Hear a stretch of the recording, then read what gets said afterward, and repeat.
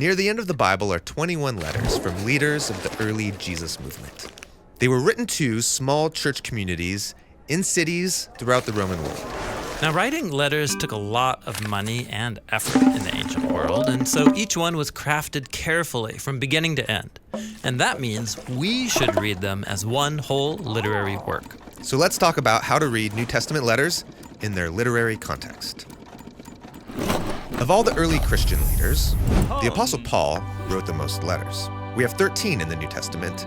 I often imagine him alone, in his study, writing long theological essays. But Paul didn't work or write alone. In fact, he often names people from his team who helped him produce the letters. Oh, right, like Timothy or Silas. Yeah, Paul was constantly with his missionary teammates, on the road working out ideas as they talked and debated and taught together.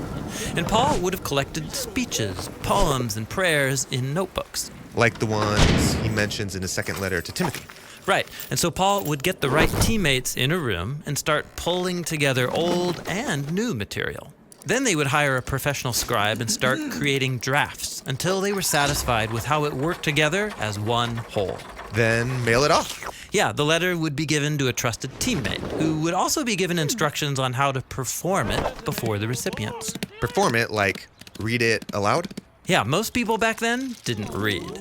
And so Paul mentions this more than once in his letters, that they were designed to be heard, which is why they often sound like written speeches. So it's important for us to read and listen to these letters from beginning to end, too, so we can appreciate how each part contributes to the whole. Exactly. Now, every culture has its own practice for how to organize a letter, and in the first century, there was a standard format. You have the opening, which names the author and then the receiver. Then a prayer of thanks or a greeting.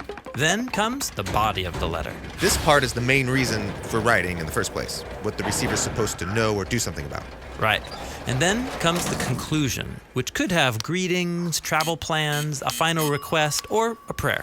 So it's helpful to see how a New Testament letter breaks down into these parts. Right. So let's take, for example, Paul's letter to the Ephesians. Okay, there's the opening. And then a long thanksgiving prayer to God. And in the center of this opening prayer, Paul introduces the main idea of the whole letter. It's about God's plan. To unite together all things in heaven and earth, in Messiah Jesus. But what does that mean? Well, as we move into the body of the letter, Paul is going to repeat and unpack this rich idea. Right, but in the body of the letter, it's easy to get lost and lose track of what Paul's even talking about. Totally. I mean, the letter to the Ephesians has about 3,000 words. And that one's short compared to his other letters. But remember, Paul wrote these letters to be heard aloud. And so he usually gives clues to the progression of thought with transition words like therefore, or because of this, or so then. Okay, so the body of Ephesians breaks down to a lot of paragraphs, but they all begin with these transition words. Right.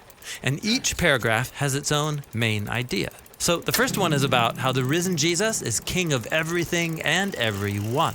And as for you, that is non-Israelites, you are now included in the new humanity God's creating. Therefore, God's one new family consists of people from all nations. So God has unified a new humanity in Jesus. That's the core idea here. Right, and that theme unites all of the paragraphs in chapters 1 through 3. Then we come to chapter 4, and we get a really significant transition. Therefore. Yeah, that transition word is actually a hinge between the first and second half of the letter. God's unified a new humanity in Jesus. Therefore what? Great question. Let's keep going, and we'll summarize the paragraphs of chapter 4.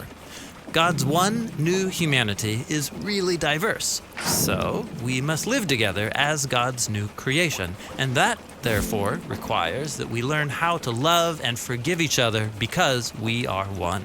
This section is all about living in unity. Right, and so you can see now how all the parts of the letter fit together into one flow of thought.